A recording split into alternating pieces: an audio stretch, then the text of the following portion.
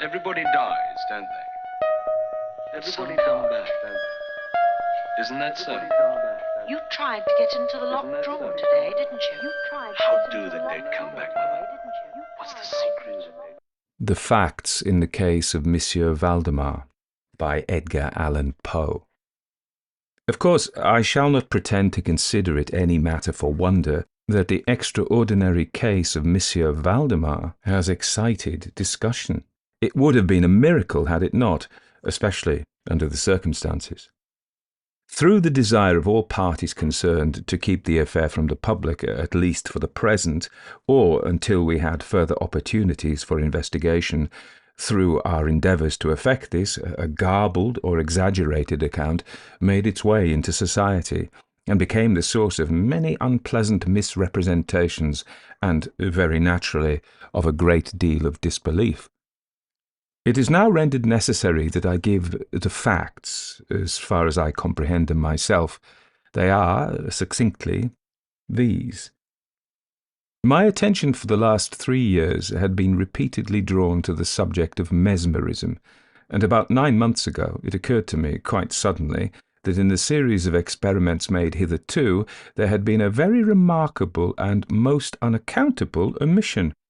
No person had as yet been mesmerized in articulo mortis. It remained to be seen, first, whether in such condition there existed in the patient any susceptibility to the magnetic influence. Secondly, whether, if any existed, it was impaired or increased by the condition. Thirdly, to what extent, or for how long a period, the encroachments of death might be arrested by the process. There were other points to be ascertained, but these most excited my curiosity, the last in especial, from the immensely important character of its consequences. In looking around me for some subject by whose means I might test these particulars, I was brought to think of my friend, Monsieur Ernest Valdemar, the well-known compiler of the Bibliotheca Forensica, and author, under the nom de plume of Issachar Marx, of the Polish versions of Wallenstein and Gargantua. Monsieur Valdemar, who has resided principally at Harlem, New York, since the year of 1839, is, or was, particularly noticeable for the extreme spareness of his person, his lower limbs much resembling those of John Randolph, and also for the whiteness of his whiskers, in violent contrast to the blackness of his hair, the latter in consequence being very generally mistaken for a wig. His temperament was markedly nervous, and rendered him a good subject for mesmeric experiment. On 2 or 3 occasions I had put him to sleep with little difficulty, but was disappointed in other results which his peculiar constitution had naturally led me to anticipate. His will was at no period positively or thoroughly under my control, and in regard to clairvoyance I could accomplish with him nothing to be relied upon. I always attributed my failure at these points to the disordered state of his health. For some months previous to my becoming acquainted with him, his physicians had declared him in a confirmed phthisis. It was his custom indeed to speak calmly of his approaching dissolution, as of a matter neither to be avoided nor regretted. When the ideas to which I have alluded first occurred to me, it was of course very natural that I should think of Monsieur Valdemar. I knew the steady philosophy of the man too well to apprehend any scruples from him, and he had no relatives in America who would be likely to interfere. I spoke to him frankly upon the subject, and, to my surprise, his interest seemed vividly excited. I say to my surprise, for although he had always yielded his person freely to my experiments, he had never before given me any tokens of sympathy with what I did. His disease was of that character which would admit of exact calculation in respect to the epoch of its termination in death, and it was finally arranged between us that he would send for me about 24 hours before the period announced by his physicians as that of his decease. It is now rather more than 7 months since I received from Monsieur Valdemar himself the subjoined note. My dear P., you might as well come now. D and F are agreed that I cannot hold out beyond tomorrow midnight, and I think they have hit the time very nearly. Valdemar. I received this note within half an hour after it was written, and in 15 minutes more I was in the dying man's chamber. I had not seen him for 10 days, and was appalled by the fearful alteration which the brief interval had wrought in him. His face wore a leaden hue, the eyes were utterly lustreless, and the emaciation was so extreme that the skin had been broken through by the cheekbones. His expectoration was excessive. The pulse was barely perceptible. He retained, nevertheless, in a very remarkable manner, both his mental power and a certain degree of physical strength. He spoke without distinctness, took some palliative medicines without aid, and, when I entered the room, was occupied in penciling memoranda in a pocket-book. He was propped up in the bed by pillows. Doctors D and F were in attendance. After pressing Valdemar's hand, I took these gentlemen aside, and obtained from them a minute account of the patient's condition. The left lung had been for 18 months in a semi-osseous or cartilaginous state, and was of course entirely useless for all purposes of vitality.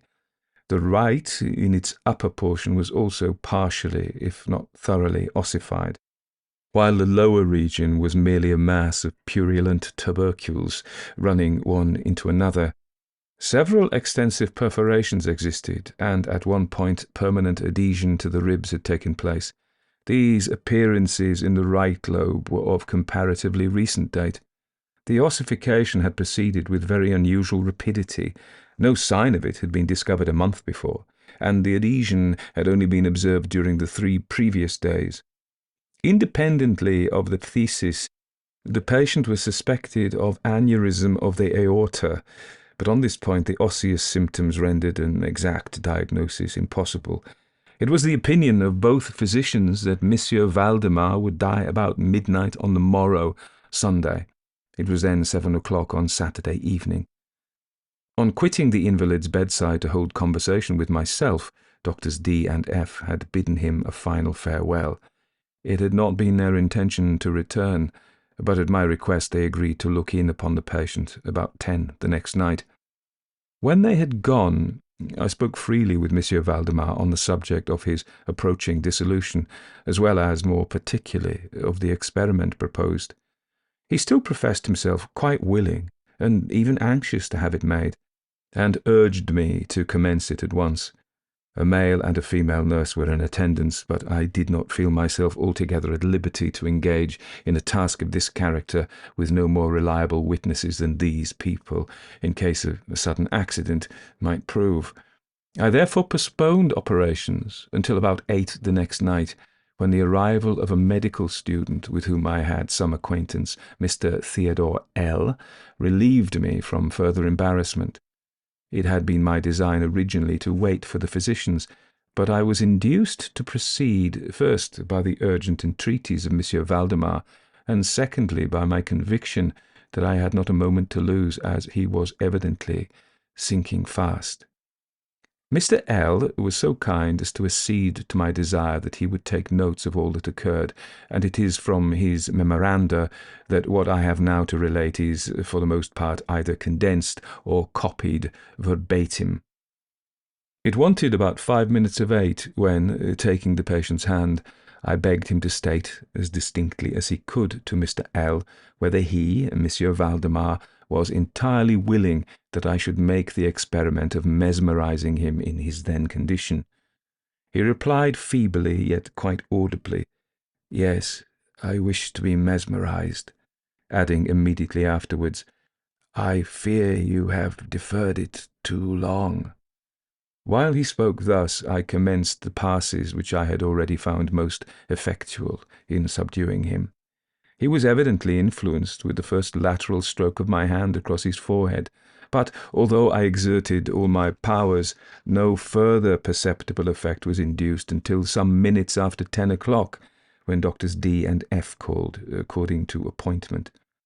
I explained to them, in a few words, what I designed, and as they opposed no objection, saying that the patient was already in the death agony, I proceeded without hesitation, exchanging, however, the lateral passes for downward ones, and directing my gaze entirely into the right eye of the sufferer. By this time his pulse was imperceptible, and his breathing was stertorous, and at intervals of half a minute. This condition was nearly unaltered for a quarter of an hour. At the expiration of this period, however, a natural, although a very deep sigh escaped from the bosom of the dying man, and the stertorous breathing ceased. That is to say, its stertorousness was no longer apparent. The intervals were undiminished. The patient's extremities were of an icy coldness. At 5 minutes before 11, I perceived unequivocal signs of the mesmeric influence. The glassy roll of the eye was changed for that expression of uneasy inward examination, which is never seen except in cases of sleepwalking, and which is quite impossible to mistake. With a few rapid lateral passes, I made the lids quiver as in incipient sleep, and with a few more I closed them altogether. I was not satisfied, however, with this, but continued the manipulations vigorously, and with the fullest exertion of the will, until I had completely stiffened the limbs of the slumberer, after placing them in a seemingly easy position. The legs were at full length, the arms were nearly so, and reposed on the bed at a moderate distance from the loins. The head was very slightly elevated. When I had accomplished this, it was fully midnight, and I requested the gentlemen present to examine Monsieur Valdemar's condition. After a few experiments, they admitted him to be in an unusually perfect state of mesmeric trance. The curiosity of both the physicians was greatly excited. Dr. D resolved at once to remain with the patient all night, while Dr. F took leave with a promise to return at daybreak. Mr. L and the nurses remained. We left Monsieur Valdemar entirely undisturbed till about 3 o'clock in the morning, when I approached him and found him in precisely the same condition as when Dr. F went away. That is to say, he lay in the same position. The pulse was imperceptible. The breathing was gentle, scarcely noticeable unless through the application of a mirror to the lips. The eyes were closed naturally, and the limbs were as rigid and as cold as marble. Still, the general appearance was certainly not that of death. As I approached Monsieur Valdemar, I made a kind of half-effort to influence his right arm into pursuit of my own. As I passed the latter gently to and fro above his person, in such experiments with this patient, I had never perfectly succeeded before, and assuredly I had little thought of succeeding now. But to my astonishment, his arm very readily, although feebly, followed every direction I assigned it with mine. I determined to hazard a few words of conversation. "Monsieur Valdemar," I said, "are you asleep?" He made no answer, but I perceived a tremor about the lips, and was thus induced to repeat the question again and again.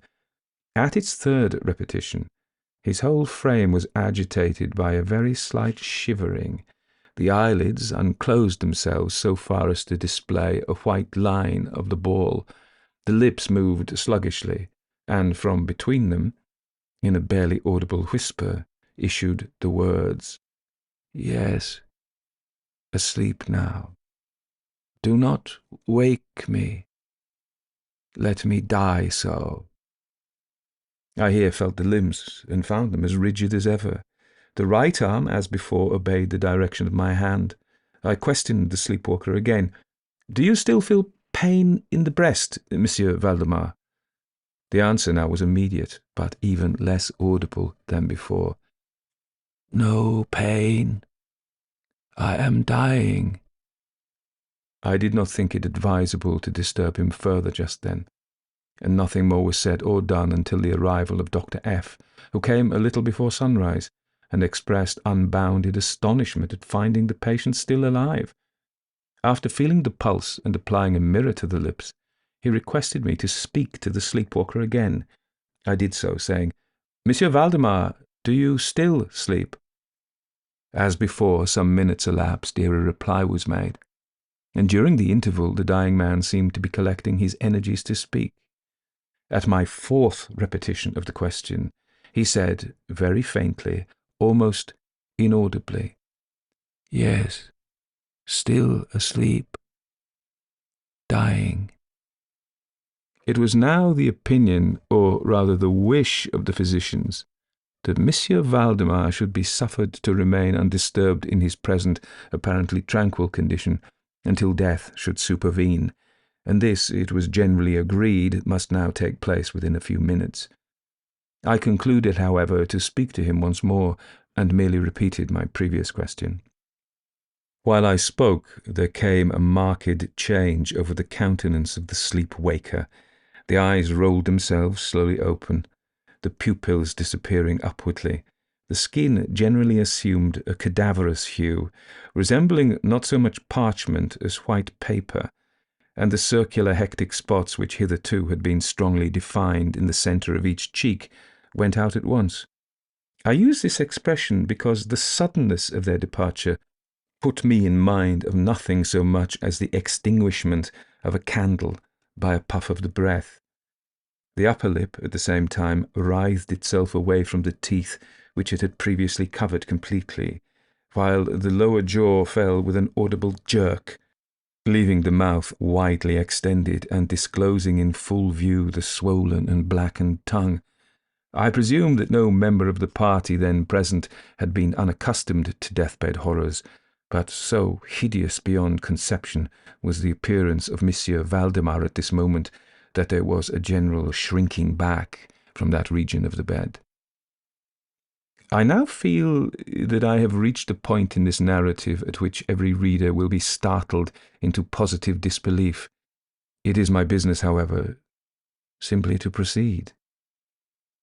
There was no longer the faintest sign of vitality in Monsieur Valdemar, and concluding him to be dead, we were consigning him to the charge of the nurses, when a strong vibratory motion was observable in the tongue. This continued for perhaps a minute. At the expiration of this period, there issued from the distended and motionless jaw a voice, such as it would be madness in me to attempt describing. There are, indeed, 2 or 3 epithets which might be considered as applicable to it in part. I might say, for example, that the sound was harsh and broken and hollow, but the hideous whole is indescribable, for the very simple reason that no similar sounds have ever jarred upon the ear of humanity. There were 2 particulars, nevertheless, which I thought then, and still think, might fairly be stated as characteristic of the intonation, as well adapted to convey some idea of its unearthly peculiarity. In the first place, the voice seemed to reach over our ears, at least mine, from a vast distance, or from some deep cavern within the earth. In the second place, it impressed me, I fear indeed that it will be impossible to make myself comprehended, as gelatinous or glutinous matters impress the sense of touch. I have spoken both of sound and of voice. I mean to say that the sound was one of distinct, of even wonderfully, thrillingly distinct syllabification. Monsieur Valdemar spoke, obviously in reply to the question I had propounded to him a few minutes before. I had asked him, it will be remembered, if he still slept. He now said, "No, I have been sleeping, and now, I am dead."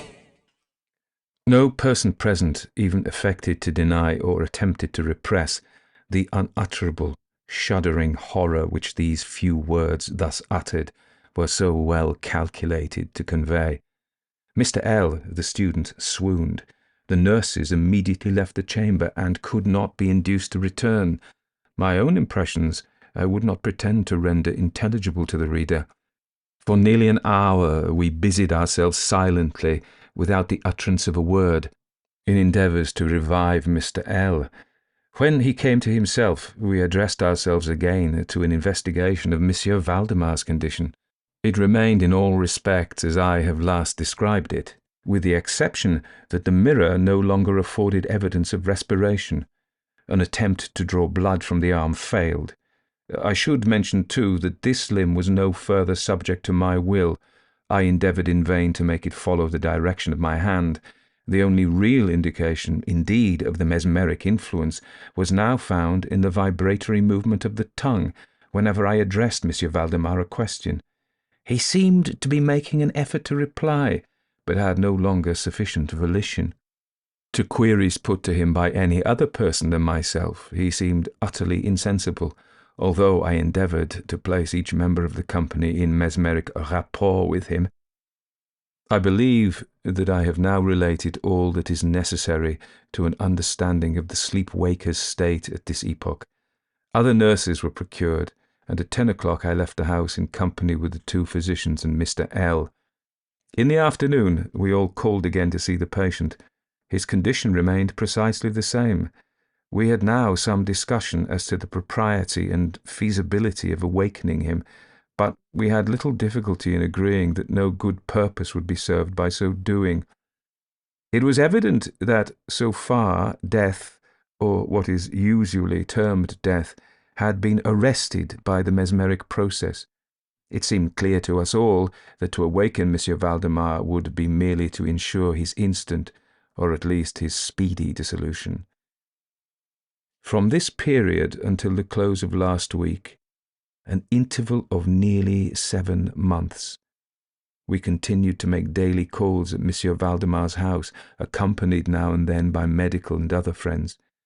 All this time the sleep-waker remained exactly as I have last described him. The nurse's attentions were continual. It was on Friday later that we finally resolved to make the experiment of awakening, or attempting to awaken him, and it is the perhaps unfortunate result of this latter experiment which has given rise to so much discussion in private circles, to so much of what I cannot help thinking unwarranted popular feeling. For the purpose of relieving Monsieur Valdemar from the mesmeric trance, I made use of the customary passes. These, for a time, were unsuccessful. The first indication of revival was afforded by a partial descent of the iris. It was observed as especially remarkable that this lowering of the pupil was accompanied by the profuse outflowing of a yellowish ichor from beneath the lids, of a pungent and highly offensive odour. It was now suggested that I should attempt to influence the patient's arm as heretofore. I made the attempt and failed.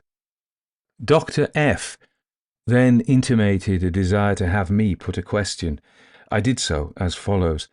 Monsieur Valdemar, can you explain to us what are your feelings or wishes now? There was an instant return of the hectic circles on the cheeks. The tongue quivered, or rather rolled violently in the mouth, although the jaws and lips remained rigid as before, and at length the same hideous voice which I have already described broke forth. For God's sake, quick, quick, put me to sleep, or quick, waken me. Quick, I say to you that I am dead. I was thoroughly unnerved, and for an instant remained undecided what to do. At first I made an endeavour to recompose the patient, but failing in this through total abeyance of the will, I retraced my steps and as earnestly struggled to awaken him. In this attempt I soon saw that I should be successful, or at least I soon fancied that my success would be complete, and I am sure that all in the room were prepared to see the patient awaken. For what really occurred, however, it is quite impossible that any human being could have been prepared. As I rapidly made the mesmeric passes amid ejaculations of Dead, dead, absolutely bursting from the tongue and not from the lips of the sufferer, his whole frame at once, within the space of a single minute or less, shrunk, crumbled, absolutely rotted away beneath my hands. Upon the bed, before that whole company, there lay a nearly liquid mass of loathsome, of detestable putrescence. You might be one of those people like me who doesn't like the stories to be interrupted with ads. And this podcast has ads on it. However, there is a solution. If you would like access to the stories without ads and a link to a library of all the stories I've ever done that you can download without ads. You can get that by becoming a patron. So if you join for $5 or the equivalent in your currency a month, you can have all the stories ad-free. So consider becoming a patron. Go to www.patreon.com/Barcud, Barcud. Detestable putrescence indeed. I think it always is. Always. So that was The Facts in the Case of Monsieur Valdemar by Edgar Allan Poe, published in 1845. Let's say something about Edgar Allan Poe, born January 19th. It's important to know the exact day, so you can celebrate his birthday, or it may be the same birthday as you. In Boston, Massachusetts, was the child of two actors, David and Elizabeth Poe. His father abandoned the family early, and his mother died of tuberculosis when Poe was just a toddler, leaving him orphaned at a young age. I wonder if the fact he's got theatrical genes made him so theatrical. I actually believe that, my grandfather was a talented artist, and my daughter is, and my cousin is. So there you go. I'm not. Never mind. So he was orphaned at a young age. Poe was taken in by John and Frances Allen, a wealthy couple from Richmond, Virginia, though they never formally adopted him. He was given a good education and spent part of his childhood in England, but his relationship with John Allen became increasingly strained, primarily over financial issues. I don't know any more than that. Somebody might do. Was he that character, the impatient heir, in that he thought that his stepdad should give him more money? You do come across that. I was reading something on the internet about this guy who was really, really angry that his father had some money and he wouldn't give it to him. And he had to wait till he was dead. How unfair was that? But there we are. I'm all for keeping it till the very end, to be honest. Because, like Valdemar, perhaps mesmerism could keep me around. Although I don't know if I necessarily want to be in that state. In any case, let's get back to Poe. So Poe briefly attended the University of Virginia in 1826, but was forced to leave after a single semester due to mounting gambling debts that Allen refused to cover. This led to a deepening rift between them, and Poe, seeking independence, enlisted in the U.S. Army in 1827. Good on him. And the assumed name Edgar A. Perry. It's a great thing to say, right? I'm going to look after myself. That same year, he published his first collection of poems, Tamerlane and Other Poems, though it went largely unnoticed at the time. That happened to my first collection of poems, and my second.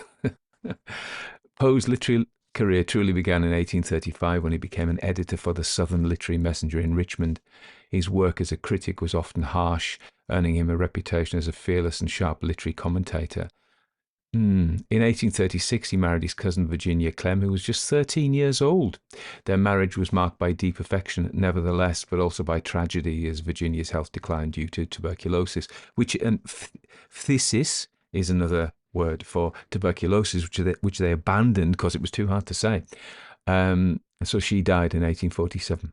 During this period, Poe continued to write prolifically, producing some of his most famous works, including the poems The Raven and Annabel Lee, as well as short stories such as The Fall of the House of Usher, The Telltale Heart.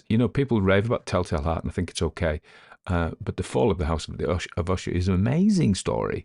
And I think people prefer The Telltale Heart, not me. Anyway, he was established as a master of Gothic fiction and psychological horror. Despite his growing literary fame, Poe struggled with financial difficulties throughout his life, exacerbated by alcoholism and personal losses. I remember when I did a previous story about Poe, and I suggested that alcoholism may have had something to do with his death. He's got some people out there still batting for him, because somebody came in really hard and said, how do you know he was suffering from something else? It wasn't the drink. I actually don't know. I wasn't there.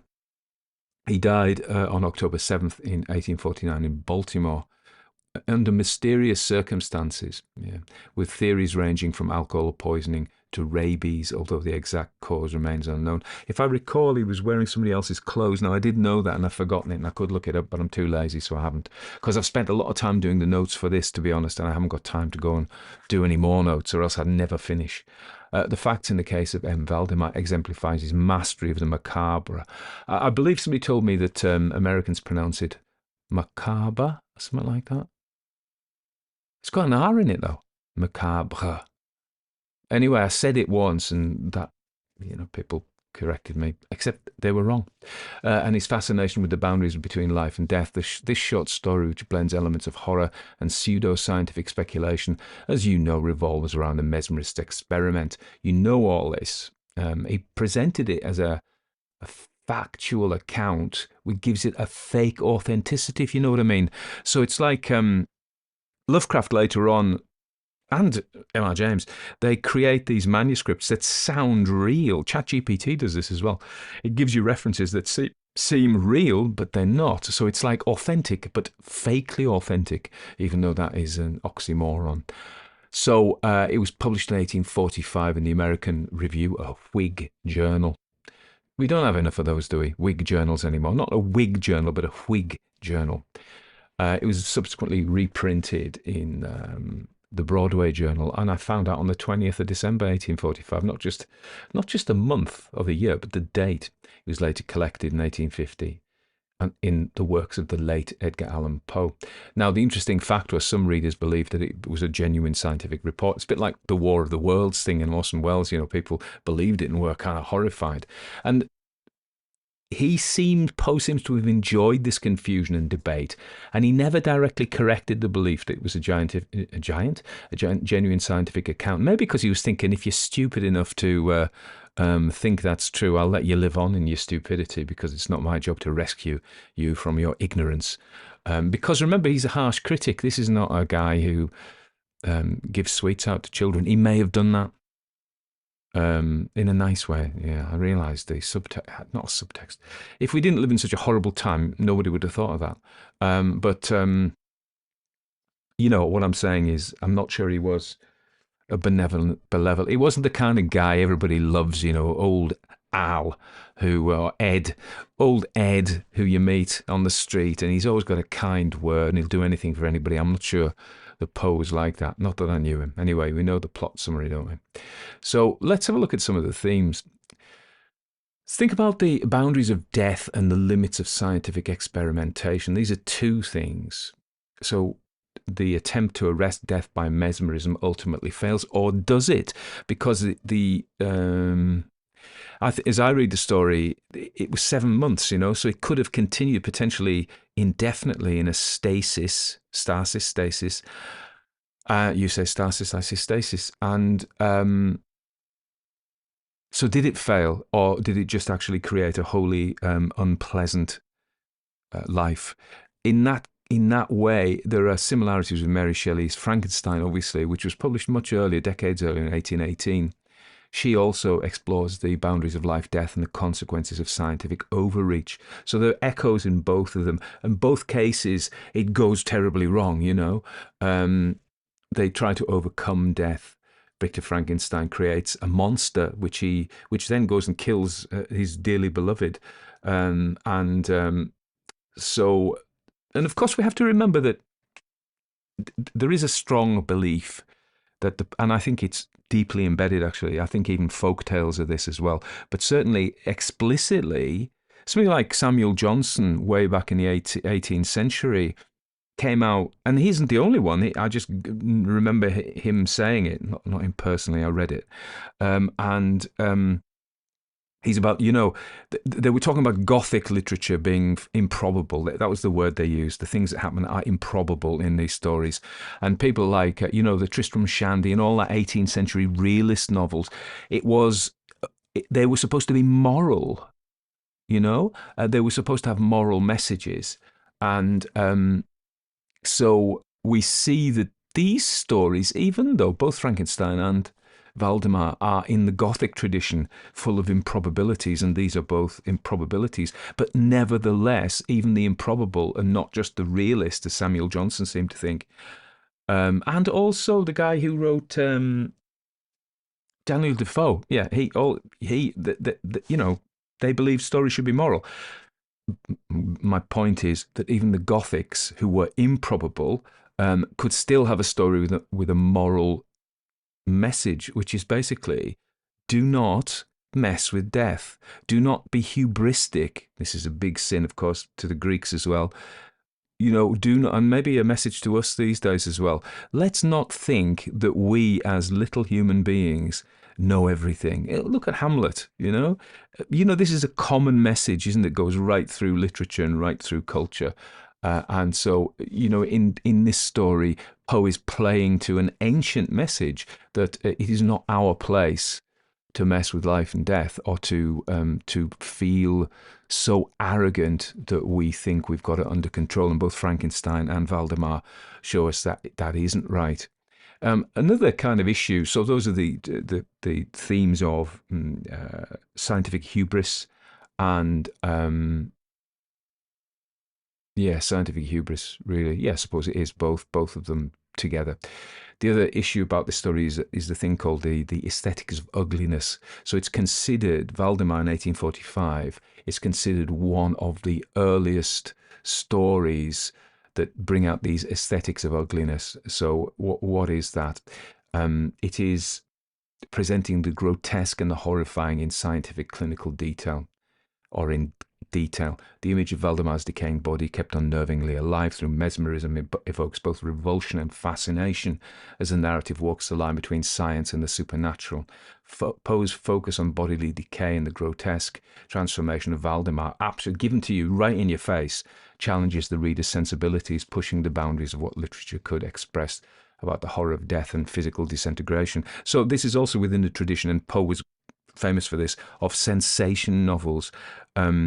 And of course, this debate about the Gothic versus the realist novel in the 18th century, the Gothics were far more popular, or massively popular really, is that people like this kind of thing. You look at, is it the National Enquirer they have in the US? We had things like the Sunday People and News of the World, and they would bring out these grotesque stories, shocking, sex, violence, sin, grotesquerie, people eating 400 pies, just grotesquerie, because so the charge leveled at the Gothic was that that's all it was. It was just a spectacle. There was no depth to it. Although I think there is in this, even if it's not deep, it's deeper. It's just spectacle. And so the sensation novels, that's what they're doing. They're like, whoa. And I think this tradition has kept going. If you read Clive Barker's Books of Blood, or the movies like The Saw and Caterpillar, they're all about just horrifying you. Even Midsummer, the folk horror movie that came out, I can't remember now, a few years ago, there's that awful scene where these people jump off the cliffs and you're shown their smashing bodies as they hit the rocks, and you get the sound effects. So, we aren't, creators, whoever they are not above the grotesque these days for reasons of spectacle. So these were the sensation novels. It's really interesting that this took off in French particularly.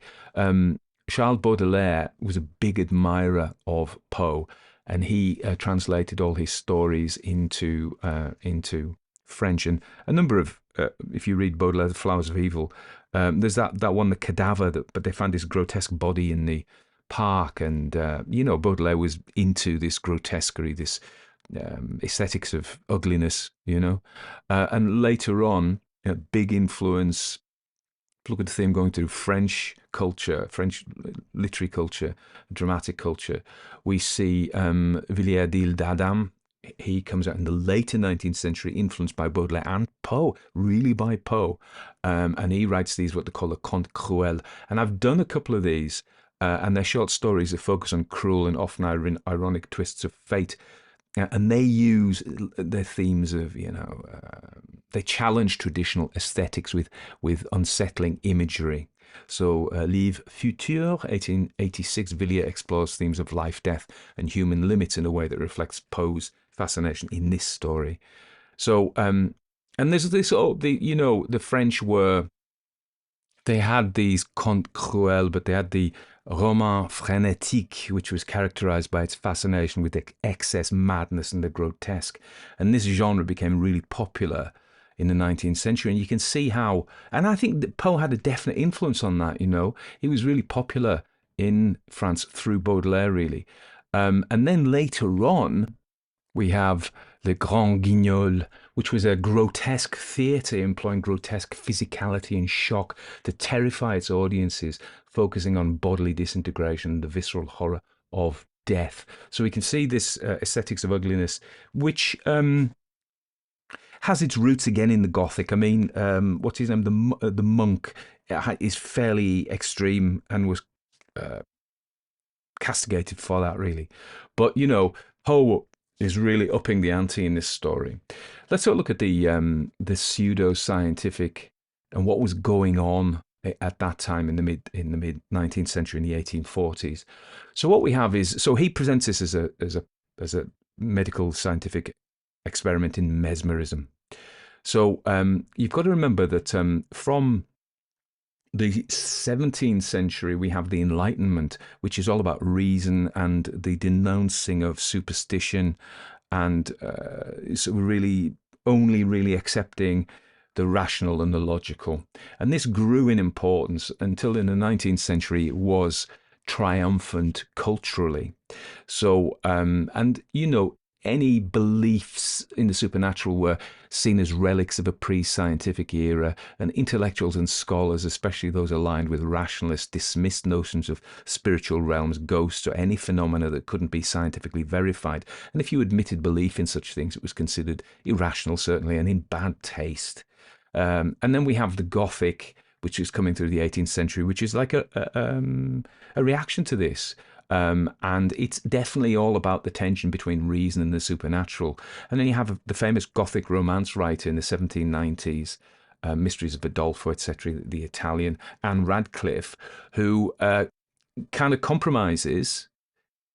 Not all Gothic writers did this, but she does, and she has this concept of the explained supernatural, where you have seemingly supernatural events that are ultimately revealed to have rational explanations. Of course, this is later found in Scooby-Doo.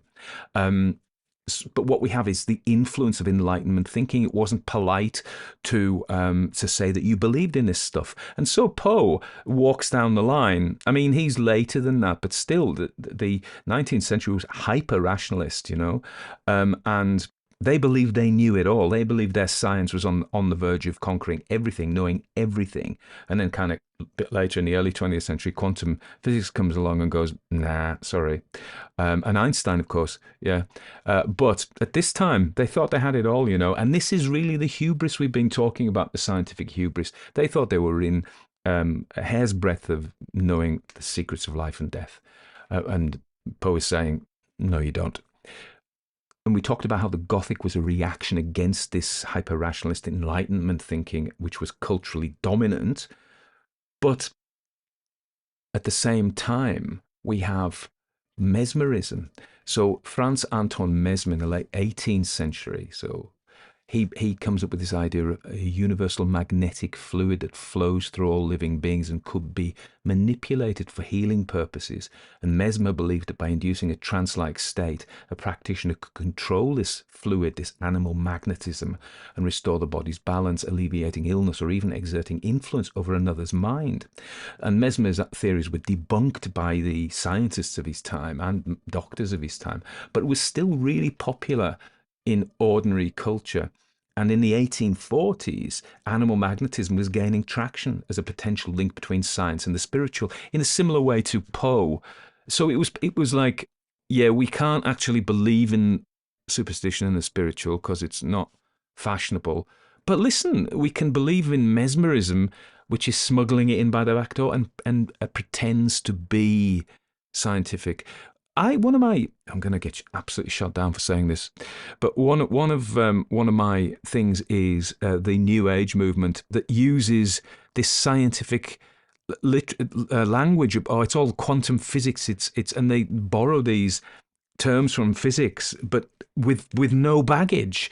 Oh yeah, the reason that this works is because of quantum physics, or vibrational energies, and and then everything is energy, and okay, woo woo. I'm looking at a book here, Why Woo Woo Works, and that Sheila's given me to read, which I will read. I'm going to lay my cards on the table.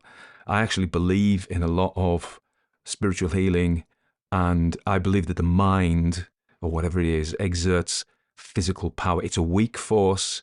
That otherwise everybody would be doing magic like Harry Potter, but it is, and I think it's people like Dean Radin and people like that have got scientific proof in Rind that they are statistically significant. If their experiments were about something that wasn't unfashionable, they would be accepted.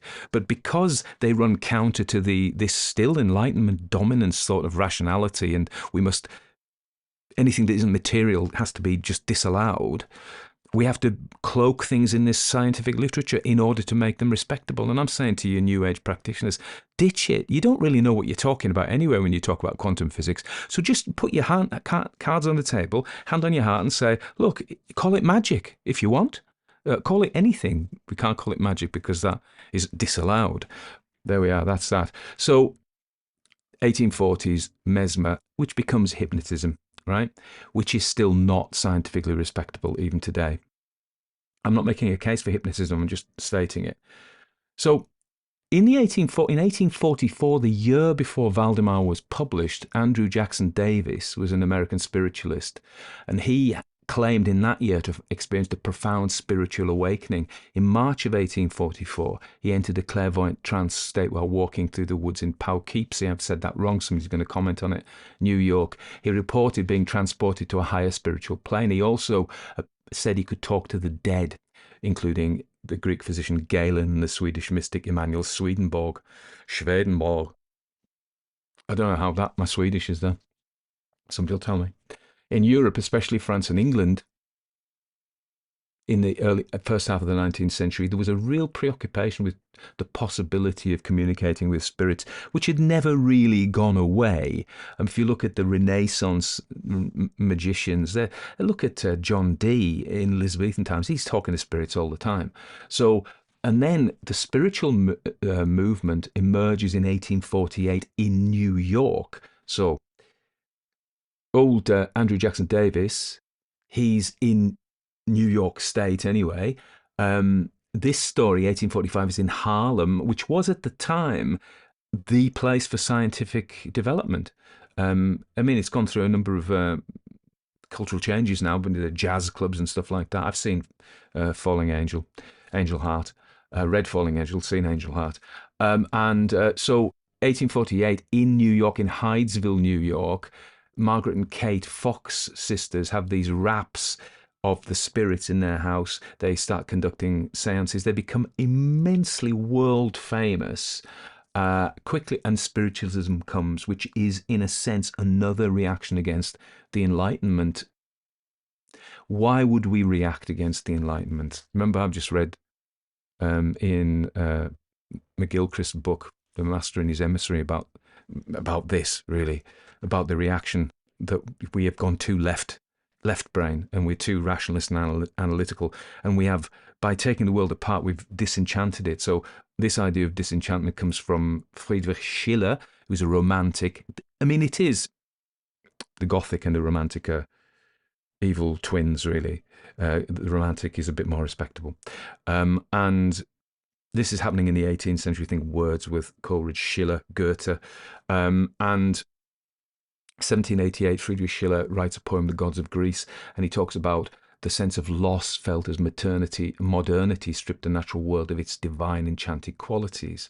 And he laments the rationalization and secularization of life, believing that humans have become disconnected from mystical and spiritual dimensions. But these yearnings for that reconnection, as Ian McGilchrist will tell you, as Nietzsche would tell you, as Schiller told you, as Wordsworth told you, as Mesmer told you, they don't go away. We yearn for connection with the enchanted world. Max Weber in the 30s developed Schiller's ideas about, and so this idea of disenchantment, of this disenchanted world we live in, and in the 19th century they lived in with its industrial revolution. I've kind of circled widely, but I don't think it's irrelevant. So, and finally, I want to finish up by saying that this story, the facts in the case of Monsieur Valdemar, we've talked about how it's a critique of scientific hubris and overreach. This 19th century idea that they were just on the verge of knowing everything, life, death, everything. And this is the intellectual, materialist, scientific world. It critiques that in a sense. But he's also critiquing the counter-revolution.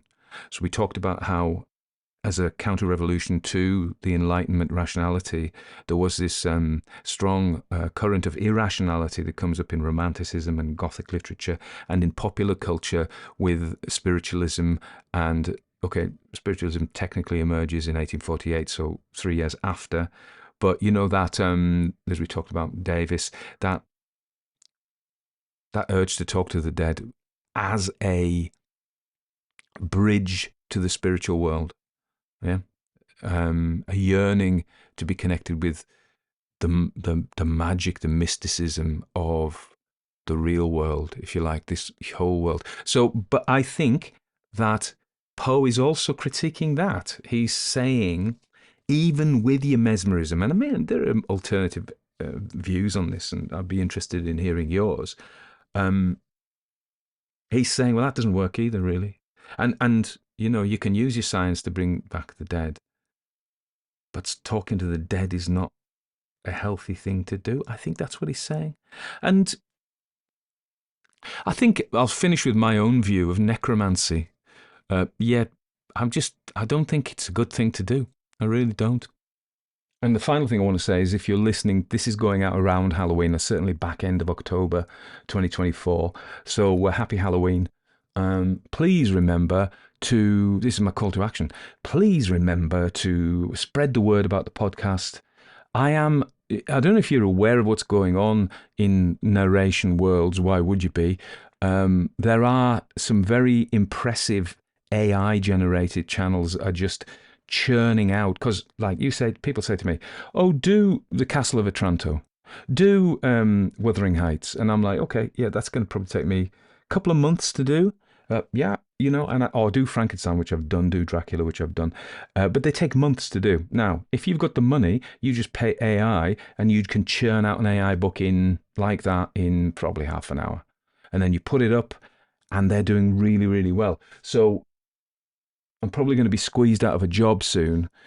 So just to kind of circumvent that, please tell your friends, tell your mates, spread the word, get them to listen to me, not the silly AI.